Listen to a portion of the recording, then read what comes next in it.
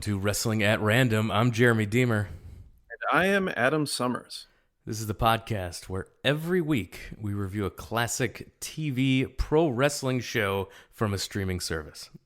That's right. It is season 2 of Wrestling at Random. And in season 2, it is all about the weekly TV, as you mentioned. It could be weekly television from the WWF or WWE, WCW, ECW. Could be from Japan. Could be from anywhere around the world. And in the case of this week's episode, it is in fact World Class Championship Wrestling from 1987. That's right. We take all the TV shows from all the streaming services, we dump them into the randomizer, we fire it up every single week, and we don't know where it's going to take us. This week, you mentioned it took us all the way back to 1987. Yeah. It took us to Dallas, Texas. If you're ever looking for proof of concept or legitimacy, as some people sometimes question the legitimacy of the randomizer and the random nature of the shows we end up reviewing, there is no way in hell any human being on this earth would choose to pick for their podcast World Class Championship Wrestling in 1987. Yes. Now, the show was called World Class Championship Wrestling, but the promotion at the time was called World Class Wrestling Association. Yes, that was interesting. I heard that a few times. I did not have a real strong recollection of that as we watched this show. No, this was because they were splitting from the NWA, the National Wrestling Alliance, and trying to form their own promotion with its own world's champion. So does that explain why they kept telling us about their two affiliates? Their yes, two TV both affiliates of Alabama and somebody. It's like Tallahassee and Tuscaloosa or something. It wasn't that, but it might as well have been. It's like you actually are making yourself sound more small time when you tell us about your two affiliates than if you just told us this was your show and didn't go any further. But anyway, we'll have a lot of time to get into all of those things as this podcast progresses. Yeah, so World Class was known as the NWA's Dallas territory, and it had seen its peak come a few years before the episode we're about to review.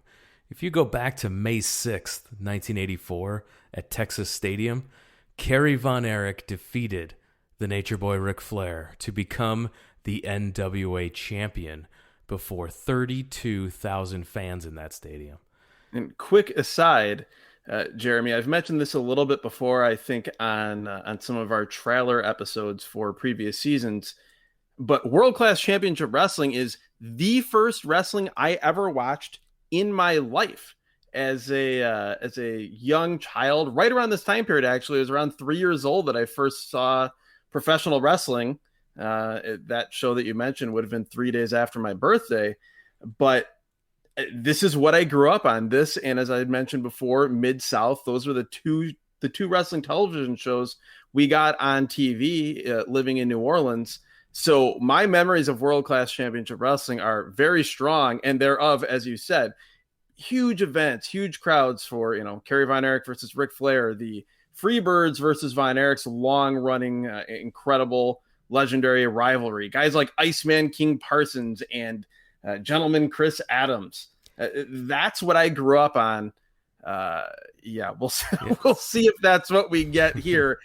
My first memories of watching wrestling are from the Sportatorium. We'll see how much it resembles this just a couple years later from that same building. No, my first exposure to World Class was obviously through the Apter mags, the Pro Wrestling Illustrateds, those magazines while my mom was grocery shopping and I was standing there thumbing through those magazines in the grocery store. That was my first exposure to World Class. My actual exposure to watching the television show was when they signed their deal with ESPN to show classic old World Class shows, and I would come home from school and it would be on at like 3 p.m. on ESPN, and then it would usually lead into or came after, I can't remember, Global Wrestling Federation, which we've mentioned. Yeah, I think Global eventually took that time slot because it was that's exactly what it was. I remember like running home from junior high and watching Global, and it was on 3:00 Central Time on ESPN. And yes, prior to that, USWA had that time slot, if I'm not mistaken, and world class classics as well. So just a few years after that 1984 show, so starting in about 1986, that's when we saw the rapid decline of world class. Gino Hernandez overdosed. Kerry Von Erich was busted with drugs in his possession coming across the border from Mexico. Mike Von Erich nearly died from toxic shock syndrome. Ken Mantell, the Freebirds, and Gentleman Chris Adams all jumped to Mid-South Wrestling.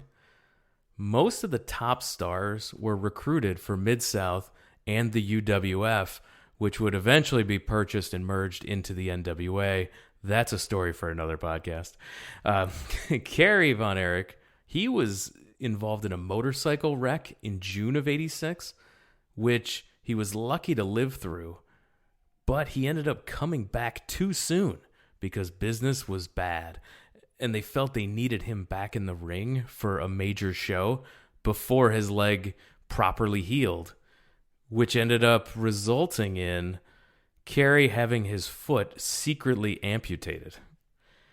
Man, I remember that, like, that being a is it true, is it not true story as a kid. Like when he went later to the WWF as Texas Tornado, which we've talked about on previous editions of this podcast, I remember those rumors floating around, whether it be in magazines or kids on the playground talking about it, but you didn't know. I mean, you didn't know whether that was real or whether you filed it into, Ultimate Warrior died and there's a new Ultimate Warrior. That was a popular playground wrestling rumor as well. Yeah. Ultimate Warrior rumor, not true. Kerry Von Erich foot rumor, very true. Kevin Von Erich, his brother, nearly died in the ring. He passed out and needed CPR from Tommy Rogers to save him. Mike Von Erich was arrested a few times before killing himself with a drug overdose at the age of 23. After Jim Crockett basically took over the NWA and made it difficult for other promoters to get good dates on Ric Flair, the world's champion, without cutting Crockett in for a piece of the action, Fritz Von Erich, the patriarch of the Von Erichs, the owner of the world-class territory, he pulled out of the NWA and created his own world-class heavyweight title, which Kevin and Kerry were the mainstays of. However, the local fans just never took that championship as serious as a world title should be. So it makes sense too, because first off, you had Ric Flair coming into town several times a year as a world champion, and then just by the nature of that, the idea that the world title was something bigger than just a championship that was contested for by wrestlers in your promotion. You condition people for so long. I mean, yeah, you can make basically a fake paper NWA, but if it isn't the real thing and people know or can sense that, Al Perez isn't going in defending that title in San Francisco one night, then St. Louis the next night, then Charlotte the next night, and then 2 days later coming to Dallas, it's not going to work, and it clearly didn't.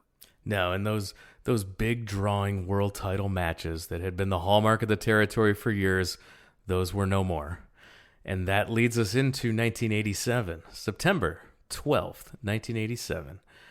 And we see world class. We hear world class fans. Stay tuned for a special confrontation.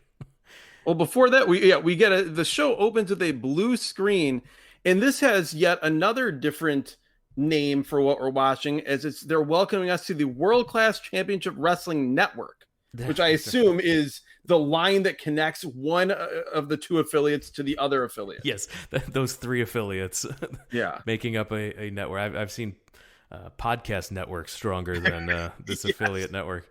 Yes, and again, I'm laughing, but I'm crying inside because that's the theme for this hour of wrestling television that we watch, because it was my childhood, but it wasn't, because again, we moved to Chicago in like late 85, early 86 is when we ended up in Chicago. And so once we got to Chicago, I didn't get to see World Class anymore. And what I was watching was, the NWA, watching, on Saturday night, watching on Sunday, in addition to the WWF. So like I missed the decline of World Class in real time.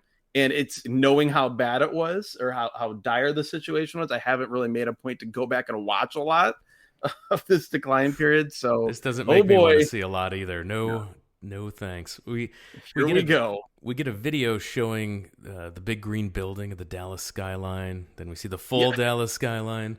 I couldn't tell if we were watching the opening to a local newscast, Right, that or was the this vibe. part of a wrestling show, because it's like we see the skyline, then we see shots of skyscrapers clearly being shot from like the passenger side of a car as they're driving through town. I'm like, okay, what are we watching here? And then they cut in some of the wrestling clips into the intro and a few of the clips from the Texas Stadium show. So Kerry Von Erich press slamming Ric Flair in front of the 32,000 fans at Texas Stadium. It's setting you up for sadness though, because they show all these clips of like the top guys from the glory days and of these red hot crowds and these big stadiums full of people. And you're thinking, all right, here we go.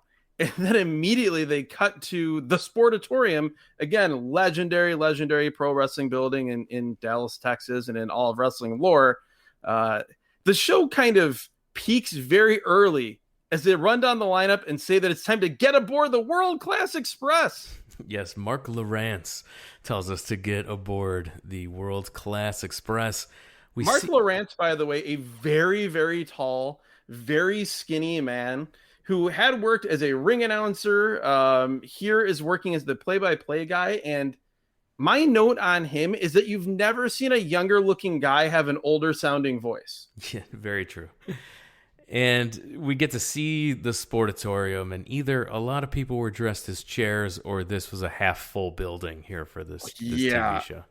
And that was the first thing, honestly, that just made me sad watching this, because again, the memories of the glory days of World Class is that Sportatorium being, for my money, and this isn't just my memory, because I have several best of World Class, best of the Freebirds versus Von Erichs DVD sets that I've revisited, and the building was packed, and the crowd heat in that building, I don't think I could say I've ever seen anything that had hotter crowds than particularly those Freebirds versus Von Erichs days. So to see this half full and kind of quiet, and that echo of a half full, or I guess half empty building, it is very strange. I did enjoy that we got a rundown of the card with graphics right out of the gates. So that was helpful. I knew it was coming, and I think I texted you. I'm like, they're promising 4 matches in this 40-minute show here. So it is the World Class Express. They're not lying. I'll say I liked that they did a rundown, but as they did the rundown, I was not happy to know what was lying ahead, while still trying to maintain optimism. So we're told about a ruling made by the Board of Governors that transferred the world title from Kevin Von Erich to Al Perez. For some reason. They don't tell us why. Mark Lawrence, though, does get in a great line, and there are several. He calls it, quote, a spicy situation. It unquote. Adds up to be a spicy situation. It's also noteworthy here, and it's noteworthy, I guess, in the sense that it's not noteworthy at all. There's a human being named Ralph Pulley also on the broadcast. He's the ring announcer. He's playing ring announcer / post-match interviewer, and he is even more generic than whoever that guy was with Tony Schiavone on Starrcade 86. Oh, that guy, right. I can't recall who it was. Like that guy that he was so generic, and also like the fact that neither of us had any memory of him, even though we were so familiar with the product at that time and since. That's how I felt about Ralph Pulley here. Yeah, no, the model of how you do the ring announcer post-match interviewer is the 1983, the AWA show with Mean Gene Okerlund that we reviewed in season 1 of this podcast. If you go back and listen to that, Mean Gene did it better than anybody. Yes. Hot take, news flash, Ralph Pulley is no Mean Gene Okerlund. No. That is why you listen to this podcast. That's you why come for the hot takes. You stay for hard hitting, groundbreaking analysis such as that. That's right. You've made it a spicy situation in here. So this will be the first time that Kevin Von Erich and Al Perez will be in the ring since this title transfer happened. So Al Perez is your world's champion, and he won the title by gift, not by defeating anyone, which is never a good sign for your champion. No, it's one thing when Triple H becomes the world heavyweight champion via gift. That's bad enough.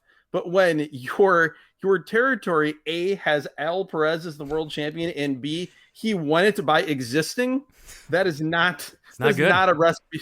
It does not portend for the present or the future of said promotion. The immediate future, though, of this show was that we see flamboyant Erich Embry. And as someone who watched a lot of wrestling on ESPN and watched USWA but didn't particularly like it, and also read the aftermags where they covered that promotion a lot, seeing Erich Embry here, I barely recognized him from a few years later. He, in the early 90s, he had a bleach blonde kind of mop hair with a brown beard, and just had a really, really sleazy look that kind of made the flamboyant nickname for him work in a weird, ironic way. Here, he's just bargain bin Ric Flair. He's wearing not particularly bright red trunks. He's wearing wrestling boots. He kind of has a non-Red Rooster Terry Taylor haircut. He's got just I'm a guy working at the gas station face. No, he's not flamboyant at all. He's using flamboyant the way ugly guys use pretty boy or beautiful as their nicknames, or the way men who are 5'6" on dating apps use 5'11". These are all the same things here. Yeah, his opponent. I may have been guilty of that at one point in my life, even though I'm not 5'6". I'm 5'10", but I may have represented myself as 5'11" so soon.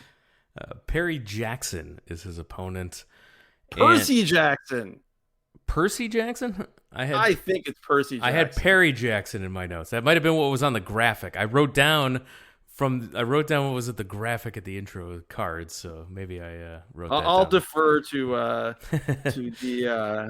the skills. I'm going to assume that Ralph Pulley was in charge of the graphics here, and so it doesn't matter because it was all Embry all the time here. Jackson got some punches in, but really Embry just he was answering back with tough clothesline, suplex. Wait a second, hold on. So if this is the same Perry Jackson was Action Jackson that teamed with Iceman King Parsons? Am I reading this correctly? As I multitask on this podcast and read Wikipedia and do a professional job here at the same time? Was this Action Jackson? I don't know. That seems dubious. We'll have to see how those timelines line up. This was 87 here, so it seems possible. Yeah, I'm looking at it here, and it appears as though that could be the case. And so we had so Embry goes off the middle rope. He hits a diving headbutt, and Jackson was way across the ring. I did not have confidence that Embry was going to get there, but he did. He hit the headbutt, gets a 1 count, picks him up, didn't want the pin yet. Classic jobber match move here. I have a few notes that take place before this happens, though. We find out that Erich Embry is the master of the pile driver. Yep. He has injured several wrestlers. There's a point where he does a body slam and then does, again, I talk about the bargain basement Ric Flair. He does a woo, which we hear multiple times throughout here. So if you're in the territory that had as their big draw Ric Flair coming in to wrestle, any manner of Von Erich, having Erich Embry here as not Ric Flair seemed like not the best choice. But hey, I don't know. I've never run a wrestling promotion or run one into the ground, so I guess I'm not qualified to comment. Also, No, that wooing was so annoying. it Uh, was it bad. was like a high pitched like woo. It was awful. It It was just awful. halfway between a Ric Flair woo and a Sting woo, which is just basically means it's nothing. Yes. Uh, we also have Mark Lawrence say that Eric Embry will be the first man from the continental United States to travel to South Africa to compete for the World Light Heavyweight title because World Class Championship Wrestling is now active in South Africa. He then goes on to talk about how this was an experiment for World Class Championship Wrestling, but he, Mark Lawrence, has deemed it a successful experiment in his role as play-by-play announcer and host of this show, and says that we are going to see more people go to South Africa to try to reclaim this championship. He sets him up for the pile driver, nails him with it, gets the 3 count. This was a quick squash. He also got another woo in there between the pile driver and the 3 count. No music. The place, as I noted, is empty compared to the glory days. Yeah, this is a squash. That was one complaint I had about this show. Nobody got entrances. Yeah. There was no music for entrances. Guys were just in the ring. They were just in the ring. I love, even guys if we had an entrance for, Adias later, we would have seen Bad to the Bone or some Bad to the Bone knockoff. Yeah, and I could have played old ladies the real Bad to the Bone underneath that discussion, yes. But we don't have any of that. We're not going to have any music spliced into this episode, and I'm really disappointed about that because we had no entrances. In a way, it's good because that captures the echoey nothingness that was the Sportatorium yes. here on this evening in 1987. Sadly,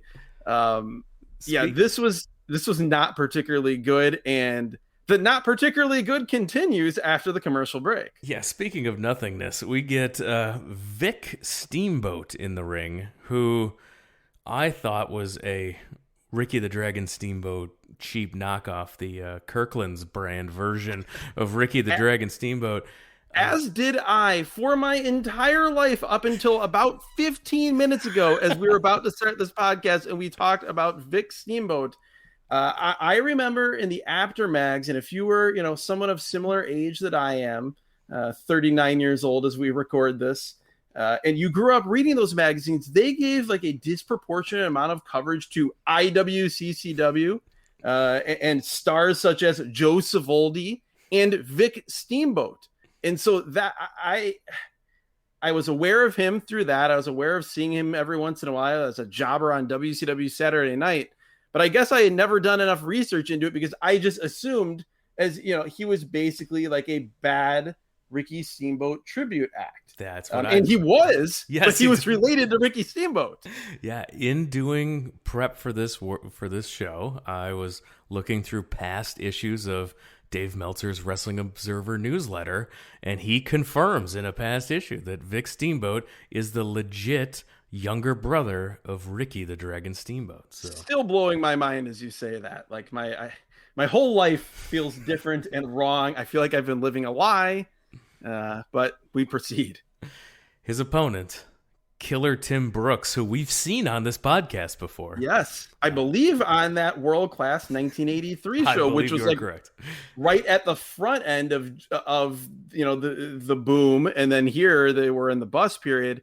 It's notable that Killer Tim Brooks has multiple nicknames here. Yes. He is Dirty White Boy Killer Tim Brooks, which confused me because I vividly remember from USWA Dirty White Boy Tony Anthony, who also went on to be one of the top guys in Smoky Mountain Wrestling.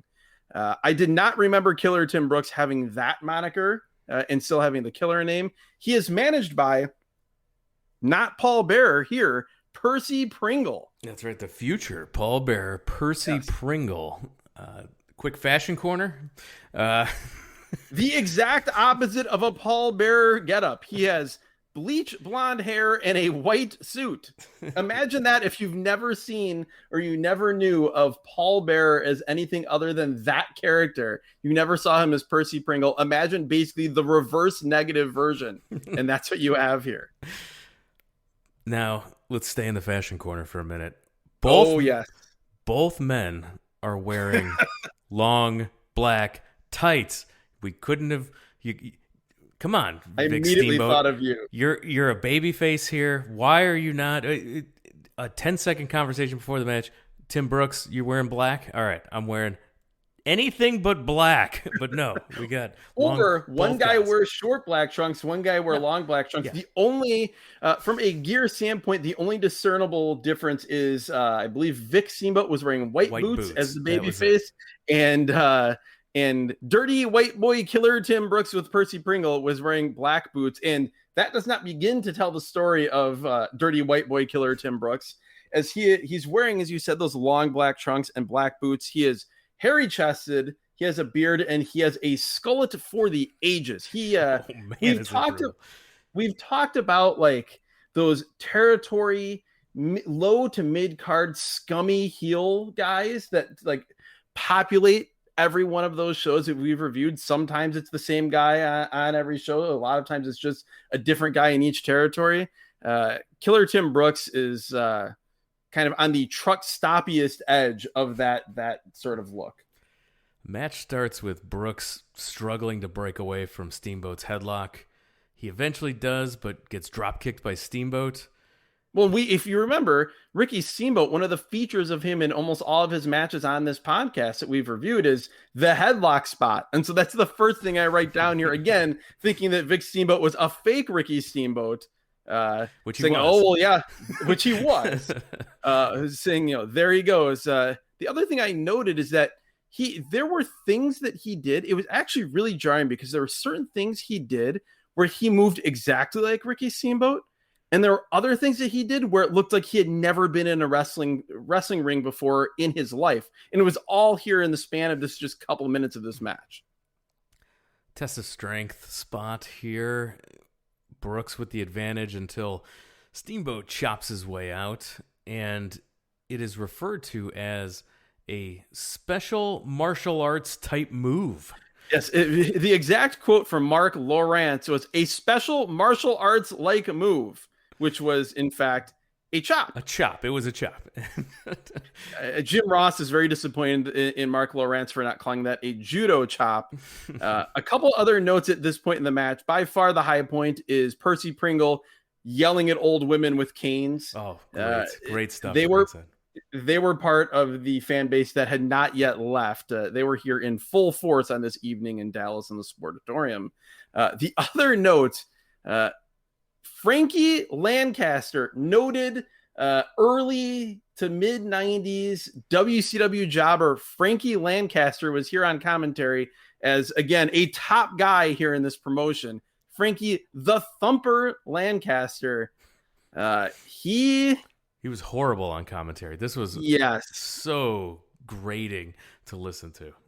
He, as an announcer, he was a jobber, and he was the same as a wrestler. He offered nothing. He had these very, very stilted cackles, like he was trying, but not really. He was basically flying Elvis's level of trying to be Jim Neidhart. With this laugh, the same way the Flying Elvises put about 1/4 effort into being Elvis. Just very, very bad. Mark Lawrence was not able to get much of anything out of Frankie the Thumper Lancaster. Brooks throws Steamboat outside, and he hits the table on his way to the floor. Face first, Steamboat goes into the table again. The house mic at this point starts screeching loudly. Yeah, and they're under the table. Lawrence calls the action, says there's an illegal biting move happening. It's better than that. He says some sort of illegal biting move, as if that could be anything other than a bite. Back in the ring, we see that Steamboat is bleeding from the forehead. Pringle is on the outside, and he's just yelling at everyone and everything, and then the camera cuts to him, and we get his wacky facial expressions. This is great stuff. I immediately wanted just more Percy Pringle. Yes, I enjoyed these few minutes of Percy Pringle here more than everything I had ever seen of him as Paul Bearer. He was fantastic. It reminded me of how good he was as Percy Pringle. I had kind of forgotten. We also, action-wise, so Vic ducks a clothesline. He hits several chops. At this point, Mark Lawrence says that it is some sort of unusual uppercut. He then starts throwing terrible punches. Mark Lawrence says that he is having trouble describing these moves. And yes, you are right, Mark. You're having trouble describing these moves. Brooks goes flying out to the floor after this terrible duck under flying forearm spot by Vic Steamboat that just looks awful. And so just, I guess to set the scene here, we're told in the previous match that there are 20 counts on the floor in World Class Championship Wrestling.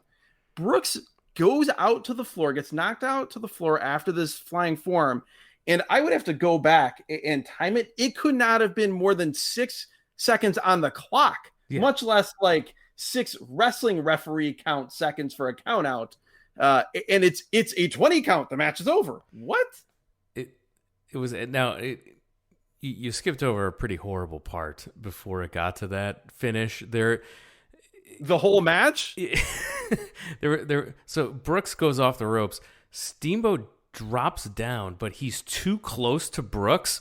That's what I talked about. That duck under. Yeah, he has to stop running and then jump over Steamboat and then start running to hit the ropes again. This was horrible right before the finish. It is like if you as a child and your friends tried to recreate that spot being done well. This is what it would look like.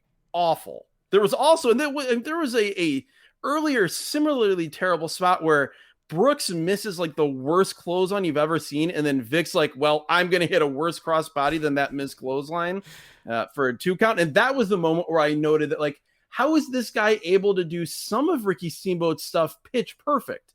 And then some other things just not even in the same universe. So somehow your winner is Vic Steamboat by count out. I don't know how Brooks couldn't get back in the ring within the 7 seconds allotted, but your winner is Vic Steamboat. Ralph then interviews Steamboat in the ring, and his question is, where did you learn the martial arts? And then Steamboat talks about how if you want to get dirty, we'll go dirty. Okay. It was terrible. Apparently the story they were trying to push with this is that, like, when Vic gets angry, he then gets aggressive, which, okay, that kind of just is what it is. But the idea that he only uses the martial arts when he's mad. Yes. Which I feel like, remembering, like, watching Karate Kid, like, wasn't it the opposite? That you, like, your martial arts was like this defensive thing and it wasn't like out of anger. I don't know here. Wherever he went, maybe he went to the Cobra Kai school of martial arts. No, because they had more than one move. All he had for the martial arts was a chop. So he had a special martial arts like move, and he also had some sort of unusual uppercut. So if we're quizzing Mark Lawrence, he had 2 martial arts. Martial arts moves. Good. So after a commercial, we get Kerry's Korner, both with a K. They show what... Well, and considering what we know about Fritz, I'm just glad there wasn't another similar sounding word to start afterward. Touché. They show what has to be one of the most unflattering headshots of Kerry Von Erich, who was known as a handsome man. But this headshot for Kerry's Korner, not very flattering. No, Kerry was, again, like, just, if you grabbed a huge piece of stone and started chiseling at it, the best case scenario is that Kerry Von Erich would come out. Like, he was that guy. He was what everyone imagines a pro wrestler is supposed to look like in the 1980s. And they somehow, again, they managed to shoot him in an unflattering way, which did not seem possible. This whole thing was just weird. He has his dog there, which was awesome because it was a beautiful dog. Yeah. The dog is sitting right next to him while he's sitting on an outdoor weight bench. And he appears to have at least 2 outdoor weight benches. It's like a gym on his back porch. Yes. But then we see these very, very, very slow motion, because in everything, every replay, whether it was in ring or here during a recap of a weightlifting session, World Class loves the super, super, super slow mo. So we get some very long, lingering slow mo, super close up shots of him pumping iron. That's right. He explains that the doctor said he will come back, but they haven't said when. And then we see the indoor training montage of Kerry lifting weights. Yes, as he talks about having a Christmas present for all of us, and we see basically just a montage of slow motion shots of his biceps. That's right. He mentions that it's going to be like when Kevin and Kerry step in the ring again, it will be 40,000 in Texas Stadium again. No, it won't. It will not. And again, the way this was shot and with like no music behind it, nope. It just felt sad. Like Kerry sounded sad. He sounded like he knew he wasn't the same. It felt to me like a guy who wasn't, which he obviously did come back. But when I watched it, my thought was, if I didn't know what was going to happen, my thought would be, he's probably not going to end up coming back. He just doesn't, and as he says that he has something burning in his heart, you will see the new modern day warrior when I get back. Like, it just sounded like the exact opposite. It was, again, as someone who, as a very young child, my wrestling idol was Kerry Von Erich. This was just sad to see. So I looked up when he actually returned, and so this was September. Kerry Von Erich, he first returned wrestling with a prosthetic foot during a November card at the Sportatorium. He interfered so they in moved a match. It up even sooner. Yeah, he interfered in a match between Kevin and Brian Adias. So that was his return, was just a couple months after this with a prosthetic foot. Very, very sad. We're back in the ring with the Mexican Connection, Al Madril and Manuel Villalobos. Yeah, so Al Madril, we saw like 4 times he showed up on that 1983 World Class show. That's very early on in season 1 of this show. If you want to go back and listen to the archives and get a different perspective from just 4 years earlier in the history of that company. It feels like a completely different promotion. It feels like a different promotion. It feels like 30 years difference has gone by here. So Al Madril is here. And then Manuel, or as I remember him, Manny Villalobos. Villalobos was a mainstay of Global when they first started. So It was interesting to see him here as an even younger wrestler. They are taking on this team of men, of human beings who existed in the world for real in 1987. One man is named Cowboy Tony. Cowboy Tony. And if you howled with laughter. Cowboy Tony. For one, like, just the cowboy and then Tony, those two things just don't seem to go together. Also, if you just close your eyes and imagine what Cowboy Tony would look like, I guarantee you, you have not summoned up what Cowboy Tony looked like in your mind's eye, no matter how great of imagination you have. You could not be more wrong. My very quick notes on him, and this does not do it justice at all. And it's also like a Russian nesting doll, in that it just you open up and it reveals more, and you open up the next one, and it reveals more of his look. But he's a bleach blonde, colorful, in quotation marks, cowboy. And again, we'll describe his look first. I guess he's wearing like the classic cowboy like vest and chaps, but they're like sky blue and like a soft red. He looks more like a bottle of STP than a cowboy. But there's more to come on his gear, believe me, when he gets rid of the entrance gear. Yeah. His partner, Playboy Vince Apollo. That's right. So Vince Apollo says the ladies have been waiting for a guy like him. No, they have not. And I had to look up. I'm sorry, Vince Apollo. I can't. I'm not paying attention during your introduction, because I'm immediately going to Wikipedia to learn more about Cowboy Tony. Well, I will just say that while you were looking up to find out more about Cowboy Tony, in my mind, I was trying to imagine a more dollar store Rick Rude in the history of pro wrestling. And I don't think there has No. been one more than Playboy Vince Apollo. It's basically like if Tim Horner dyed his hair black and then did a Rick Rude gimmick. It's worse than that sounds. All I could find was that his real name was Tony Falk, and there was no Wikipedia. Wow, yeah, Tony Falk. I know that name. There's no Wikipedia profile for him, so I was very disappointed. Wow, so that's wow. So let's talk about Cowboy Tony. So a quick fashion corner. Let's go about his gear after he removes the cowboy hat is off. So he's standing there. He looks nothing like a cowboy. He literally. Okay, hold on. I have to bust in. I have gone to cagematch.com. I have learned more about Tony Falk, about Cowboy Tony. First off, he wrestled for 28 years. His ring career ended in 2011. Unbelievable. He wrestled Kurt Angle in 1999 in the WWF. I love that his wrestling style on cagematch.net is described as all-rounder. And these are his aliases. You mentioned Tony Falk. He also wrestled as Scorpio, Great Bolo, Boy Tony, and Two Falk for sure. To the number 2, Falk for the number 4, sure. I like that he shortened Cowboy Tony to just Boy Tony. The man did hold championships.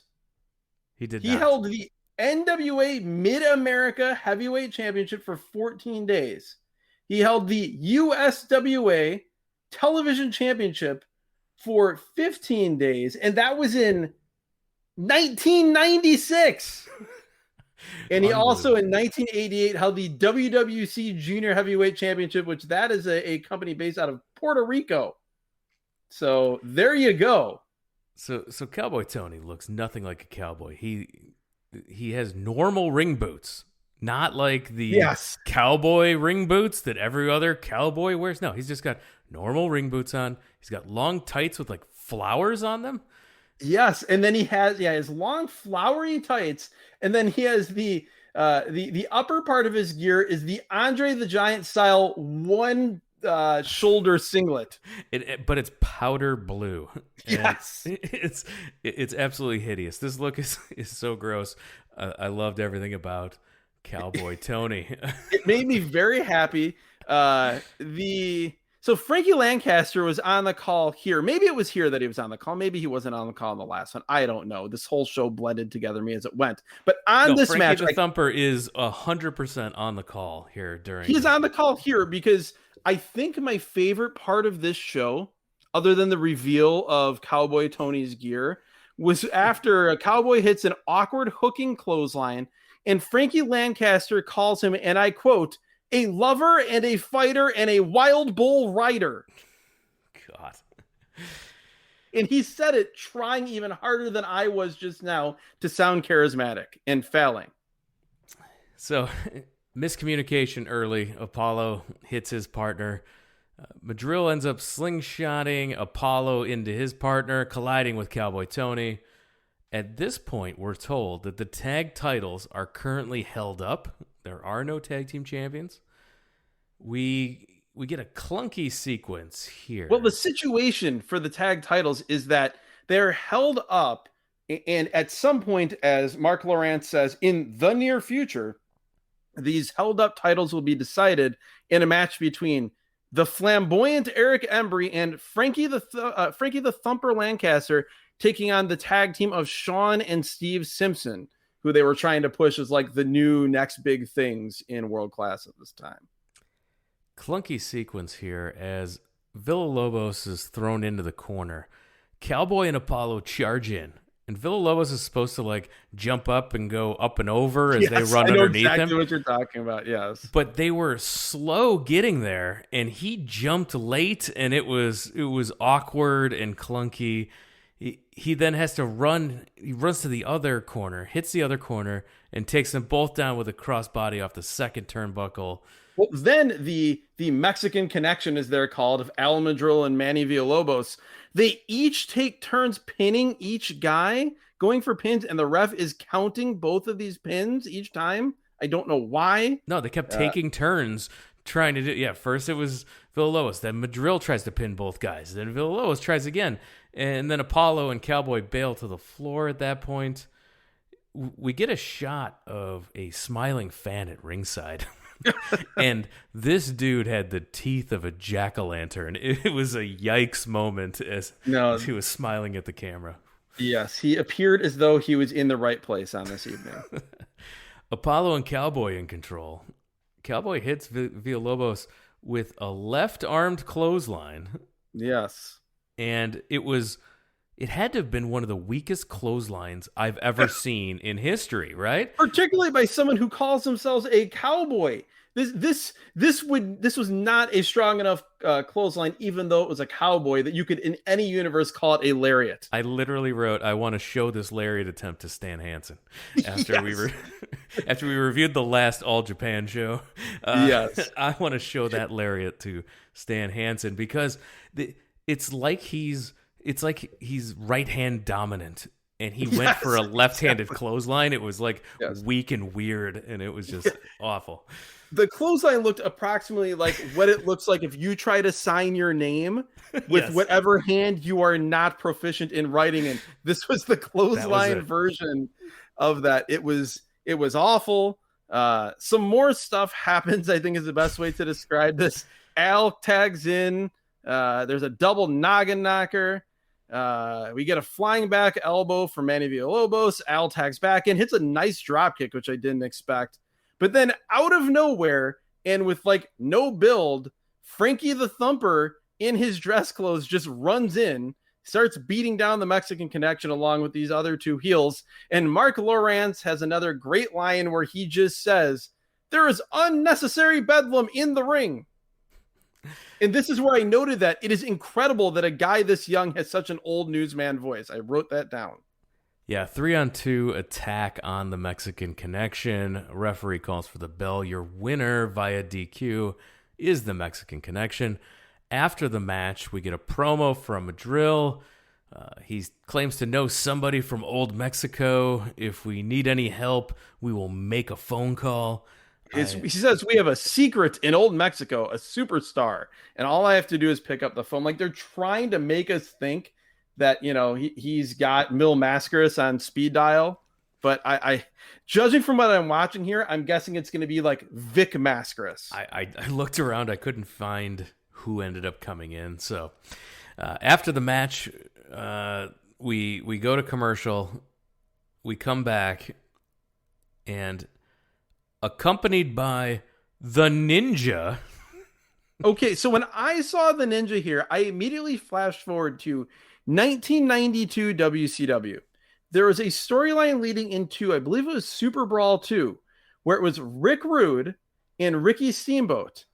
Ricky Steamboat had a ninja with him in the weeks leading up to that match to help ward off the Dangerous Alliance, the stable that Rick Rude was a part of, managed by Paulie Dangerously. In this United States Championship match at Super Brawl 2, as the match reaches a crescendo and Ricky Steamboat is about to win the championship, the Ninja jumps up on the apron, pulls out a cell phone, and smashes Ricky Steamboat over the head. Rick Rude's able to get the victory, and it's revealed that the Ninja is Paul E. Dangerously. Paul E. Dangerously in 1992, dressed like a ninja, looked like more of a ninja than this man did here ringside in 1987. Are you sure that team was Ricky Steamboat and Rick Rude and it wasn't Vic Steamboat and Vince Apollo? Are you sure? It very well could have been. That match could have been... give WCW a few years and that probably would have been a Thunder main event. So we've got this ninja in the ring. He's accompanying the team of Brian Adias and your world's champion, Al Perez. Now, Brian Adias, I'm like, who is this geek? Why that is was he... one of those guys where I remembered the name and I knew I had seen him, but I did not remember much at all about him. Why is he in the main event? Who is this guy? A quick look up. He's high school friends of the Von Erichs. So There you go. he went to high school with them, buddies with these guys. He's in your main event, teaming with Al Perez. He looks like a guy who is in the main event because he's high school buddies with the Von Erichs. Like he does not look like a man who's reached the status of his own accord or ability or look or charisma or any of it. He is tall. He's not in particularly good or bad shape. And he's another one of these guys that like they tried to give like a really outlandish, charismatic look to, but he just looks like the second string quarterback on a high school football team that then went on to sell insurance in your hometown. But he's wearing a leopard print, like long tail jacket robe and leopard print long trunks here. Yeah. And an amazing like 3/4 mullet. Yeah, it's the exact outfit I would have chosen for my create a character in a wrestling video game. Their opponents, Matt Borne, a.k.a. Big Josh, a.k.a.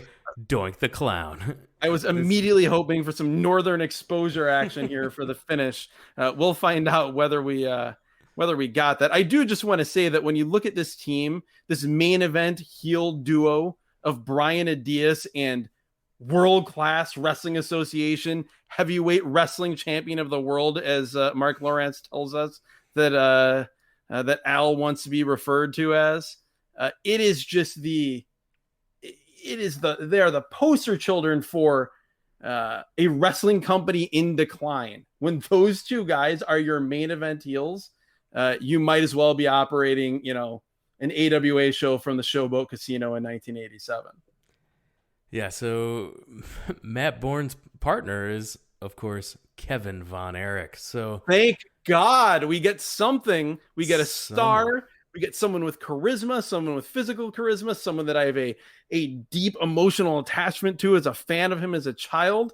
And I've used this phrase a few times on this show when talking about the difference between wrestlers in a segment. It is as though Brian Adias, Al Perez, and Matt Borne are in black and white, and Kevin Von Erich is in like 8K super high definition color here. Absolutely. The difference between these men. And something that I'm pretty sure is unique. It's uniquely world-class wrestling. They have children come to the ring to get autographs from Kevin Von Erich while they're doing the ring introductions. We saw it in the 83 World Class show we reviewed, and we still see it here. They were able to find enough children in the building to come to ringside to get autographs from Kevin Von Erich. They were able to clear that ring a lot more quickly than they were in that show we reviewed from 1983 or a lot of the shows I remember from 84, 85, 86 as a child. This was, they did not need a lot of security here. Quick fashion corner on Kevin Von Erich. He has red short trunks on. That's it. No knee pads, no boots, no nothing. It's Kevin Von Erich. He's just wearing the tiny red trunks. That's it. Yes, he never wore boots. He always used the martial arts moves. He was a guy that you hear wrestlers talk about it later, and as a kid I didn't really notice it because I was tiny. But you go back and watch it, and the hallmark of Kevin Von Erich was that he hit people hard. Wrestlers did not particularly enjoy their time in the ring with him. Borne and Perez start out. They start out trading some big right hands. And then first they start out trading a lot of just like uninspired half amateur wrestling on the mat. Yes. This is the point where Mark Lawrence fills this time by telling us again about their stations in, as I have it correctly here, it's Miami and Birmingham. Not as cool and as fun sounding as if it was Tuscaloosa and Tallahassee, but got the states right anyway. Yeah, I had the same thing in my notes. I called it almost amateur wrestling on the mat. Yes, amateur wrestling. Kevin gets in there with Brian Adias. Adias has so Kevin hits a power slam on Adias, goes to drop a knee on his hand. He's trying to injure the hand of Adias because if he breaks his hand, he can't apply the Oriental Spike. Yes, they gave it some other weird name, but yes, the Oriental Spike, which again, that is a word that is we're not just saying that out of thin air. That is not something we would say of our own volition. That was the name of the move here in 1987. It was a nerve hold using the thumb. That exciting stuff here. From you can only imagine where Brian Adias learned this mystical art of putting someone out with a thumb nerve hold. I'm sure he learned it from Terry Gordy. Ninja. Terry Gordy came back from All Japan and taught him the spike. Maybe Terry Gordy was the ninja. I don't think we could be so lucky here. No, I was praying for something. We didn't get it here. No, the ninja didn't do anything. He just was introduced and just sat there and was just sitting there looking like a half baked ninja. Half-baked ninja is exactly right, because they didn't even do a good job of covering his face like WCW did with Paul Lee playing that role. Like, you could the eye, just the whole thing, you could tell very very clearly this was like a 50-something-year-old guy that like worked security at the Sportatorium, that they said just go stand there and do nothing and be the ninja. There's a lot of weird stuff in this match, particularly there's one really cool spot that we'll get to, but on commentary we're told that again we start to peel the layers back as to why Kevin Von Erich is no longer the champion. Mark Lawrence tells us that something happened with Kevin where he got injured and he had to sit out for, this is an exact quote, 7 safety days. And this led him to being stripped of the title and it being given to El Perez. So if Al Perez doesn't defend this title every week, is it really just a television title at this point? Exactly. Like, and I rewound, like, was it 70 safety days? Did they pick an oddly round yet random number of 70? No, it was 7 safety days. So there's that. We do not get any more explanation on that. I want to know, and I also have zero interest in doing research at the same time. My favorite part of this match is the fans, which is again like a lot of old ladies chanting, "Brian is a chicken." Brian's a chicken. And as this chant rings out through the hollow halls of the Sportatorium, we see a camera shot of a group of old ladies who clearly all came to the show together. They crafted the night before and came up with these signs that had they were basically Brian Adias wanted dead signs. And this Brian's a chicken chant that breaks out it's the first time we've mentioned the crowd, because it's the first time we heard them. It's the first time the crowd has mentioned themselves. It's the first time they've made it known that they are there, that they are not cardboard cutouts, that they exist. And Brian Adias, to his credit, was the one that finally elicited a response from these people. Finally, Kevin Von Erich and Al Perez are in there together. Now, this was supposed to be the heated moment because this is the first time they've been in the ring together since Kevin's title was stolen from him and handed to Al Perez. And so immediately we get an armbar by Kevin Von Erich. Maybe that was like a condition of the 7 safety days. Maybe then there was like 21 technical wrestling days tacked on before you could throw a punch. I don't know. Not a ton of. It didn't feel like this was the grudge that it should have been. No. Borne tags in. Kevin sends Perez into the ropes. Drop down by Kevin, and then Borne hits a drop kick on Perez. Talk about a drop kick I wasn't expecting. Adias whips Borne into the ropes, and Kevin comes off the top and just attacks Adias. So Adias is in there with Borne, throws Borne into the ropes, and just Kevin comes off the top and attacks Adias. I was not expecting that. It was like he came at him at the angle of a pounce, but with like a 1/10 of the intensity of that. It was awkward. I mean, Kevin was sometimes it made for good stuff. Sometimes it made for what you're describing. He was a unique wrestler that would come at you from different angles and do different things. Sometimes it worked. It did not work here. I do have to note, I think this is a good time to mention that at the beginning of this match, Mark Lawrence says that, again, direct quote, 4 of the world's greatest stars are in the ring right now. Credibility. The Borne and Kevin have Adias on the outside. And this is the one and only awesome spot, awesome moment of this entire show. That's right. Borne is holding Adias' hand against the ring bell. Kevin grabs a chair, and then Kevin takes a big swing. He's trying to break the hand of Adias, but Perez pulls Adias away in the nick of time. Yeah, the timing was great here from everybody. The timing from Perez pulling Adias out of the way, the hatred and intensity and just speed that Kevin threw that chair shot. This actually was really cool. That was by far the best thing on this show. Back in the ring, Kevin misses a foot stomp off the top rope. To the hand. Adias tags Perez in. Borne and Kevin then take turns beating up on Perez. Kevin Von Erich throws Perez to one corner. Perez stumbles into the buckles. This was very weird. He throws Perez into the other buckle and attempts a head scissors.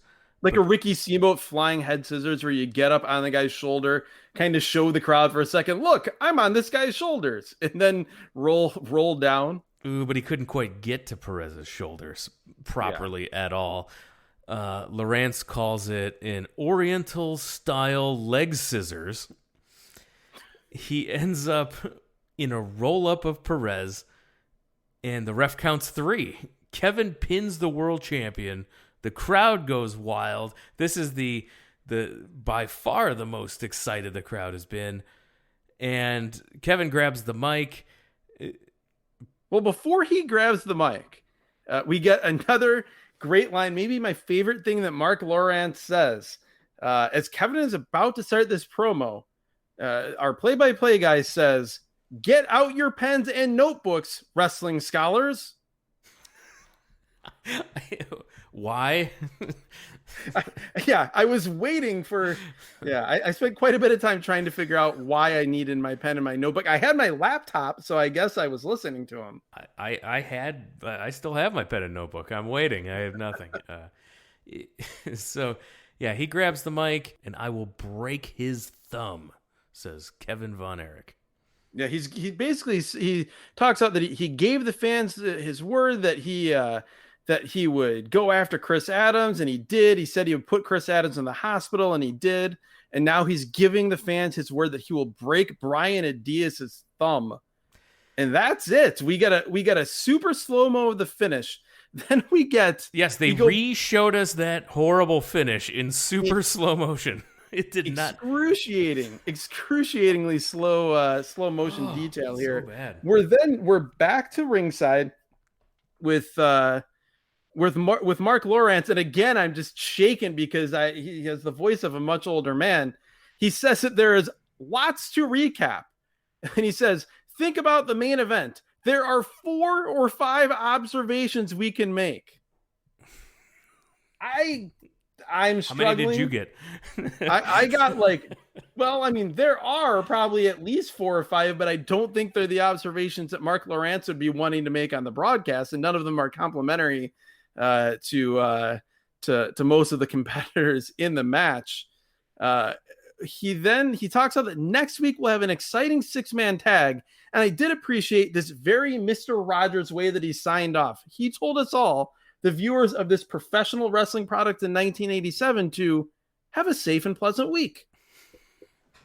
That's right. And they say that they'll discuss the fallout from the champion being pinned next week, and they give us the graphic for the matches featured next week. God. So like you said, positive. They're giving you something to look forward to next week. They're telling you what's on next week's show. That's not something we've seen, I think, on any of the shows so far. If you're listening in linear fashion to season 2 of this podcast, none of these weekly television shows, they've actually given us the card or even a match here or there that we're going to be looking forward to. Here, they tell us all 4 matches that we're going to see. But, oh boy, this lineup is something else. Vince Apollo versus Al Madril. Eric Embry versus Sean Simpson. World champion Al Perez versus Manuel Villalobos. I don't believe it was a title match, but you never know. I mean, if the 7-day rule is in effect, if the He's got to defend it. If that's within the 7 safety days, then that title has to be on the line. No question. And the main event, the spoiler, which I don't believe is Don Jardine, the real spoiler. Some guy named Young. I don't know which Young this is. And then Atlas, which I'm hoping is Tony. I'm assuming Tony Atlas versus Ninja. So the Ninja is going to be in the ring. He's gonna... This inanimate object in black linen that we saw outside of the ring is going to be competing on next week's show. Maybe they did give me something to look forward to. Maybe they did hook me. Of course, Brian Adias and Ted Arcidi. Oh, another horrendous professional wrestler, Ted Arcidi. Think of this team: the Ninja, Brian Adias, and Ted Arcidi. Ooh. Brian Adias is by far the most accomplished wrestler in a 6-man tag team. That tells you everything you need to know about the state of World Class Championship Wrestling as we transition from summer to fall of 1987. Oh. But wait, there's more. The next 4 minutes, the final 4 minutes of this 1-hour wrestling program are dedicated to extremely slow motion replays of every spot of any significance in all 4 matches that we just saw, somehow making the action that we just watched look even more fake, less impactful, and less entertaining than it already was. And they thought that was a good idea. That's the show. I mean, hey, the affiliates in Miami demanded it, so I'm sure. Yeah. Well, just think. I mean, if they ended the show differently, they might actually have additional affiliates in Tuscaloosa and Tallahassee. They may have been able to branch. All right, Adam. I'm going to ask you to choose your favorite thing on this show. Well, I mean, if we're talking like action, the only thing anyone could possibly choose is the attempted chair to the thumb on the table with the ring bell and that whole thing that we described. Correct. That was great. That was the only entertaining thing. I would say from just an aesthetic standpoint, it's been a long time since anything in wrestling amused me more than everything about Cowboy Tony. Cowboy Tony is also the correct answer. Yes. I'm going to go with that. I'm going to go with just the conundrum, the riddle that was everything about Cowboy Tony. All right. Now, worst thing on this show.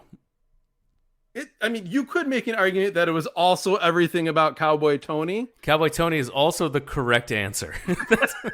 I'll say, well, there's honorable mention on the plus side is I loved Mark Lawrence on the show. He was not good, but that's what made him great. These lines were, unnecessary bedlam in the ring, and the descriptions of Vic Steamboat's offense. He's no Ron Trongard from AWA, but I especially enjoyed him just giving up describing Vic Steamboat's offense. I thought that was great and also relatable. On the poor end of the spectrum was Frankie the Thumper Lancaster on commentary. That was so bad. No, so bad. And I really I thought the Kerry's Corner was a downer too. I was really bummed watching that, and I think it was supposed to be uplifting, get you excited that the modern day Warriors coming back bigger and better than ever. But the way he was saying it, I'm like, I don't believe you. Well, I think you're not telling the truth. It was kind of a bummer. Yeah, it was a bummer for sure. Watching it, because the idea was that it was supposed to make you want him to come back, and as I watched it, it was like, Kerry, please don't. I want you to be okay, and I would prefer that you just hang out with your dog, lift some weights, drink some water outside, and just leave this wrestling business behind. That's right. I will also say another one of my favorite things in the show was Kerry's well-behaved, beautiful dog who sat there patiently next to him while he was talking. So, yeah, thumbs up to Kerry Von Erich's dog as well. A model dog in all ways, in visual appearance and behavior. I'm sure a great friend to Kerry Von Erich. So yes, maybe we'll see more of the dog if we get additional episodes of this era of World Class. Every single Thursday, we post on social media what event this week's episode will cover. So make sure you're following us on Twitter at WrestleAtRandom. The same for Instagram. Facebook.com/WrestlingAtRandom as well. And all the links for how to subscribe to this podcast can be found at WrestlingAtRandom.com. Now, we love to interact with the show. We rely on your word of mouth. And so if you're interacting with the show, Twitter is the best way to do that. Our DMs are open. You can send us a message. We want to hear if you're going through the back catalog and you're watching old shows and you're like, hey, send it to us. We want to hear your thoughts on it. If you're watching this week's show just as it comes out, we want to hear your thoughts on it as well. So hit us up at Twitter at WrestleAtRandom. If you're not on Twitter, because it is a cesspool, we understand. You can also hit us up, WrestlingAtRandom@gmail.com. And make sure you're going and subscribing, because that helps you not miss a single episode, and it helps us work the algorithm so other people can find this show. So make sure you're subscribed and tell your friends about the show. Like I mentioned, word of mouth, key for us. So make sure you're telling your wrestling fan friends about us. You're telling your friends who used to be wrestling fans about us. They might want to take the trip down memory lane as well. Yes, and as always, make sure you tell wrestling fans you know who are no longer your friends about this show. I always say that I can't guarantee that this podcast will bring your friendship back together. I can guarantee that watching this show of World Class will not reunite your friendship. No, it but will not. it may actually push you further apart, but it will give us more downloads, and that really isn't that what's most important. I think so. And we mentioned this is season 2, season 1 of the podcast. Earlier episodes of season 2 of this podcast, they're evergreen content. They're just as fresh and new as the day they came out.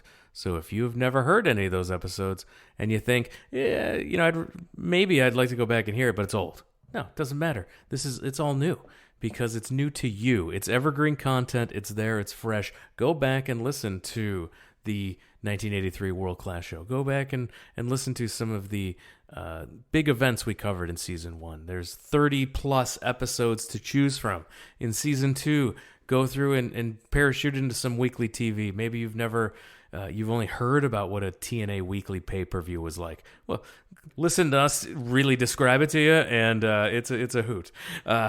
Go and listen to. That is certainly a way to describe it. So go back, listen to those episodes. They're here for you, and we want to hear your thoughts on every single one. So with that, we are going to wrap it up. Adam, thanks for joining us. Definitely. Thank you, Jeremy. This is always fun. Again, we would have never chosen this show on our own.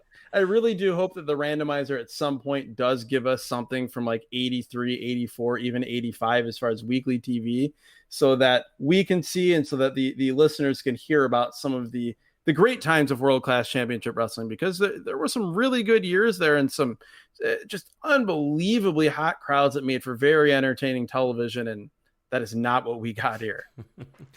And with that, we're going to call it a podcast. Thanks, everyone, for listening, and we'll talk to you again next time.